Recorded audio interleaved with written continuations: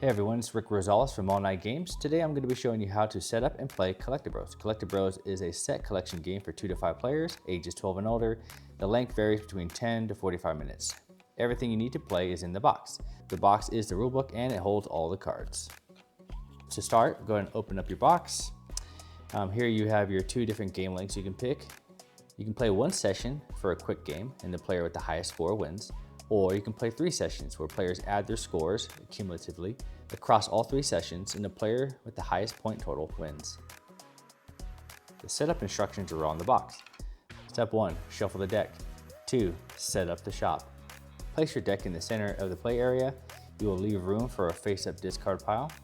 You will draw 6 face-up cards and place them around the deck/discard area, and you will choose a random player to go first. Turn order is clockwise from there. So we'll draw our 6 face-up cards. 1, 2, 3, 4, 5, 6. All right, so we have the draw pile, the discard pile, and 6 face-up cards. This comprises the shop. This completes setup, so next we'll go over player turns. During your turn, you can draw 1 card from the shop. This can be any of the 6 face-up cards in the shop. You cannot draw from the discard pile unless an action card allows you to. You can also draw from the top of the deck if you don't like anything in the shop. If it's a collectible, these are cards that are worth points. You will collect the card and you will place it face up in your area. If it's an action card, you may play 1 action card per turn, or you can save a maximum of 1 action card in your player area for later use. So if you draw an action card, you can use it and discard it once the effect is done, or you can place it in your area and save it for later. If it has an ongoing effect, just turn it sideways and keep it there until the effect ends. Either way, whatever you draw, each time you draw a card, you will immediately backfill it with a new card. Once a player collects their 14th collectible, that round will be the final round. Afterwards, we'll go to scoring. All right, so now we're ready to play. 2-player game, here and here, left and right. We'll go left first. Left is gonna draw the green ninja toad. So I got that, you'll immediately backfill. This player will go next. He will draw the RPG warden. So I'll draw that. Backfill, his turn. He's gonna go for the second toad. And I got this. So what's he gonna do? He's gonna use an action card. So I can save it for later, or I can use it now. I am going to use it now. However, I will automatically backfill, and I will draw 4 cards from the shop deck. I get to keep 1 and return 3 to the top of the deck. So I'll draw 1, 2, 3, 4. I can look at them, and I can put them back however I want. So I will save this guy, and I'll put the other 3, however, in whatever order, back on top of the deck. Down. So he'll click that. Now it's back to left. All right, next I will draw the RPG Seeker 102, and next turn, hopefully I'll draw the wizard to complete the pair. Seeing that this player, there's 2 wizards out here, he can get the other wizard, so it's not gonna matter. So he will draw this. So he's gonna take the pal sticker. Let's see the core strike.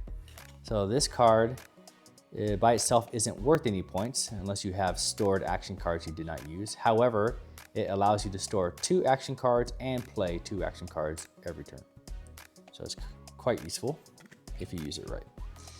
All right, so duplicates are worth nothing for these cards, but they do add up. One thing you want to avoid is having too many dead cards where they're not worth any points.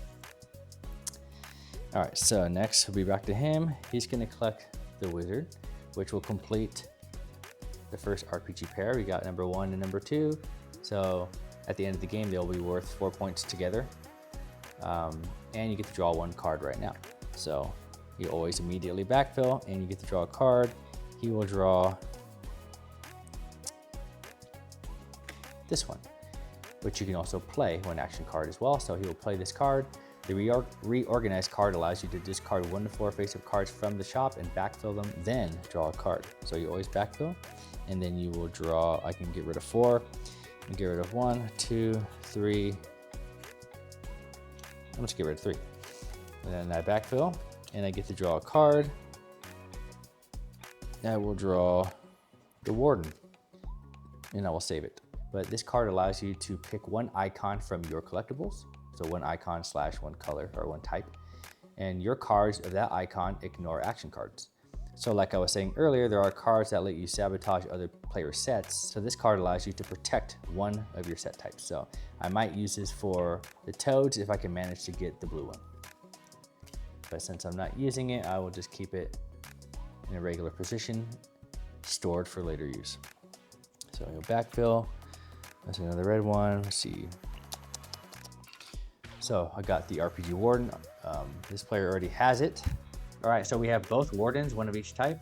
That's 4 points, and I get to draw an extra card right away, which I will draw the blue toad, because I do not want the other player to get this card. All right, so now we're gonna draw the console card. It's worth 5 points by itself. 5 points for a single card is a lot. 2 is average, 1 is low. And like I said, you want to avoid having too many cards that are worth nothing, which this action card is worth nothing, but it does have a powerful effect. This one can be worth points, but it's mostly for the additional abilities. The game continues until a player reaches 14 collectibles. Once a player draws their 14th, that round is the final round. Next, we'll move on to scoring. Cards score in 2 ways. Cards with the blue bar, their points are calculated based solely on the cards that you have in your area. If your card has a green bar on it, the points are calculated based on the total copies of that card held by all players. Cards in the shop and discount pile do not affect this total. Basically, the more players that own this card, the less valuable it is. Follow the recommended order of scoring as shown on the box. First, we have the collector's binder. For this card, you score points based on how many different collectible icons you have in your area. Each type of collectible has its own icon. If you have 5 icons, you get 2 points. If you have 7, 3 points. If you have 9, 4 points. Next, we have the astronaut. The value of each astronaut depends on how many copies are in play, aka owned by other players. There are a total of 4 astronauts in the deck. The more that are owned by players, the less valuable each one is in the game. If there's only 1 astronaut in play, it's worth 7 points. If there's 4 players and each player owns an astronaut, each astronaut is only worth 1 point. For the console, it works the same way as the astronaut. For every copy in play, its value goes down. There's only 4 of these in the deck.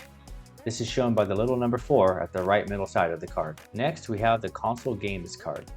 Each console game is worth points equal to the total number of console games you have. So 1 is 1, 2 games is 4 points, 3 games is 9 points, 4 games is 16 points, and so on.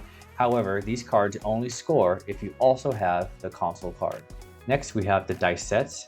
At the end of the game, each player will total the dollar value of their dice. The player with the highest money value gets 7 points. Second place gets 5 points. If there's a tie for first, the tie players split the combined points for first and second. If players tie for second, they split the second place's points. Just for reference, there are 3 $3 dice sets and 4 $2 dice sets. Alright, next we have the TCG card box and cards. The TCG box is worth 2 points plus 1 point for every TCG card you have. There are 6 different TCG cards. Each TCG card is worth 2 points unless it's a duplicate. Duplicates are worth 0. But in regards to the box, you get 2 points plus 1 point for every card, whether it's a duplicate or not. Altogether, this can add up to quite a bit of points. Next up, we have the Ninja Toads. There's a blue, red, and green Ninja Toad. To get the 3 unique set, you need 1 of each toad, which is 10 points. If you want the 3 matching set, you need 3 of the same colored toad, which is worth 12 points. Each toad can only be used for 1 set. Alright, we have the RPG Wardens. There are 2 of these. If you collect both Wardens, they're worth 4 points, and you get to draw another card immediately. If you collect both Seekers, you get 4 points, and you get to draw another card immediately. Next up, we have PAL stickers. There are 4 PAL stickers you can collect. Individually, they're worth 1 point. If you get the full set, which is all 4, there are 2 points each, and you get a bonus draw every turn. So every turn you can draw 2 cards if you have the full PAL sticker set. Finally, we have the Core Strike figures. There are 2 of them. There's 1 of each. For Core Strike figure 2, which is the girl with the fire rings and the fire hair, how she works, if you have her, each time you play an action card, after you use it, you tuck it underneath her. At the end of the game, she is worth 1 point per tucked action card.